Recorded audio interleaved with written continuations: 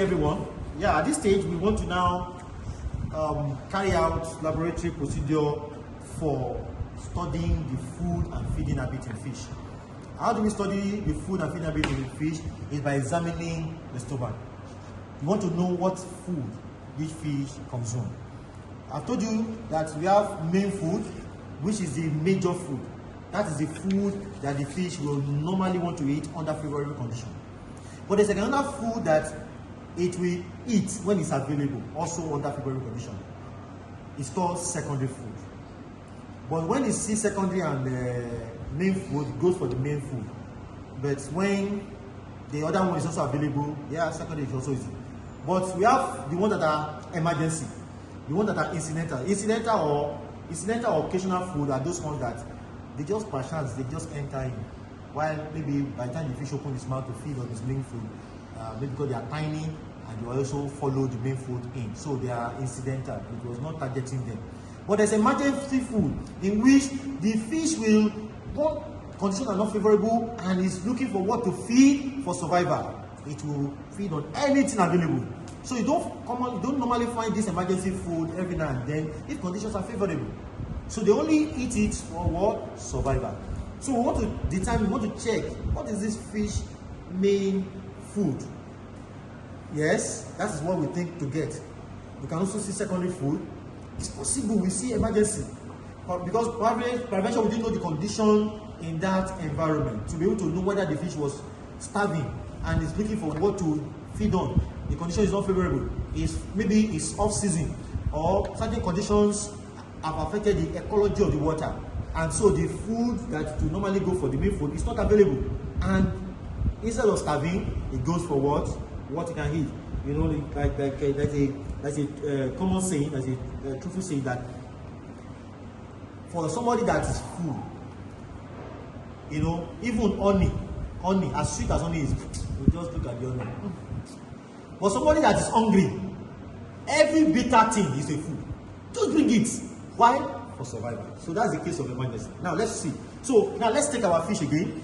Now this fish, like we showed us the other time, that we have been able to open it up. Okay. Now we want to see the stomach. We examine stomach of the fish to know the food item. So from the stomach content, we can know the food item. Why do we call it stomach content? Stomach content because everything we find in stomach may not be food. For instance, you find stone.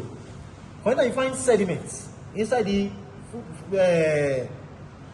stomach of the fish. That's why we call it generally stomach content. So we now determine whether it's the food or not. At times we find some unidentified objects. That's the truth of it. Some have been digested to the point that we may not be able to identify them. So we class them under unidentified food items. So for this fish, so what we'll do is that we'll take this fish now. We want to tease the content of the stomach. But before we tease the content of the stomach, we want to cut the stomach open. Now we have been able to determine, you know, this is the GIT, the gastrointestinal tract. You know, from the mouth, these are the gills. We put them aside. So now the esophagus goes from, you know, here, and then the stomach is somewhere hidden here. So we will cut this. We'll separate this. Okay. Also try to separate this.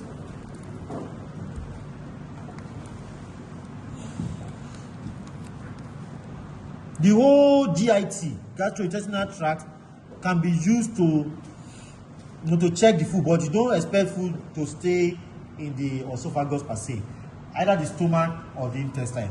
But most primarily we check the stomach because we expect that either food is digesting there, but by the time it's getting to the intestine, it's already digested. It's only the undigested food items that go to that you can see identified if you check the intestine. But for a fish like this, we want to check the stomach. So that's why I call it stomach content, stomach analysis. So for instance now, for a fish like this, because different fish, depending on the food and feeding habit, we need to open it up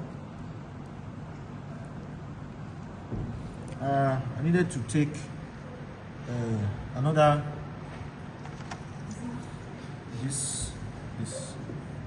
the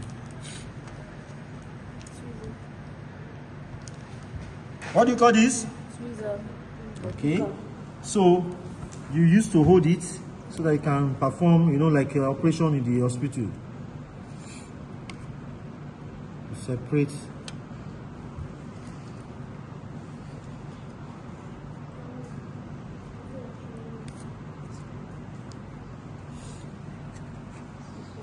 I need this. Okay.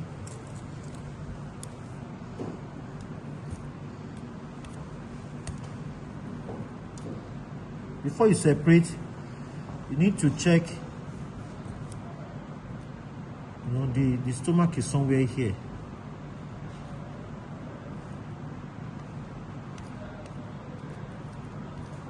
By the time you practice with, these are just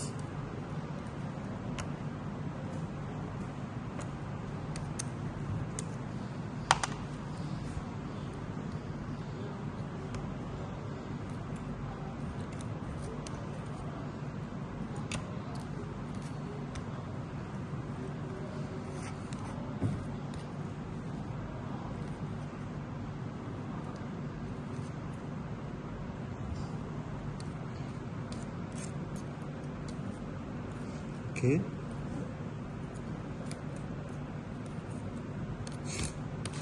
So what you do is that you cut this part off.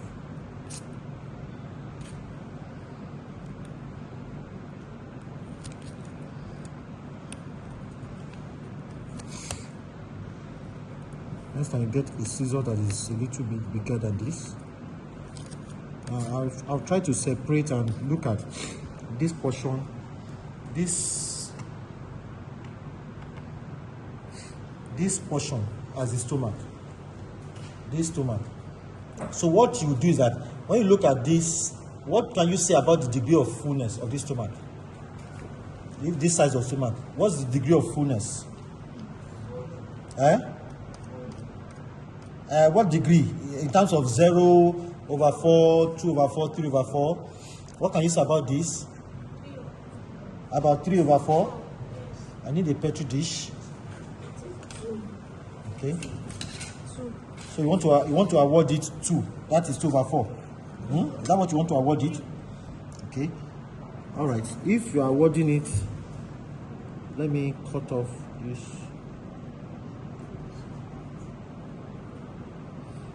So that is 2. So this is 2. So you need to have one that you are going to. So you will now try to tease whatever is inside, but I don't think it is. I think it's the sac of the stomach that is depend. Though from the wall, it appears as if the stomach has much content, but from what we can see, this scissors is somehow too strong from my hand. So what we can see that we will tease the content of this stomach. I'm not sure this has any serious food. I think it's the wall of the stomach that you are seeing. It does not appear that this stomach has any food. What you are seeing the other time is the wall. You know, like the size of the but when you open it up now, this particular object is not looking like food items. It's not looking like food items. But let us examine it. So what we'll do is that we'll check, we'll bring it under my binocular microscope and try to check. But as far as I'm seeing, don't forget that along the way we'll have incidental food. So at the end of the day, whatever you meet, whatever you see, you record. At times you will see some macro, a little bit macroscopy that with your naked eye. you can be able to deduce that this is this food item. Or under the microscope, you can be able to see it better. So for a specimen like this, what we are seeing, those items that came out, you know, of the stomach does not portray what you said initially as food items of 2/4. Is almost like 1/4, almost zero actually. When you look at what came out, just what came out there too tiny. So that condition of the stomach put as 1/4, and objects that are seen, you will record, you will write it down, or those ones that you can identify, you indicate it inside your proforma, and at the end of the day, you will take another fish specimen, examine what you see in it, write it in the food items. You also count, and when you count, at the end of the day, you can now use this data to determine the food and the feeding habit of the fish. We will do more of that in the next video. Thank you.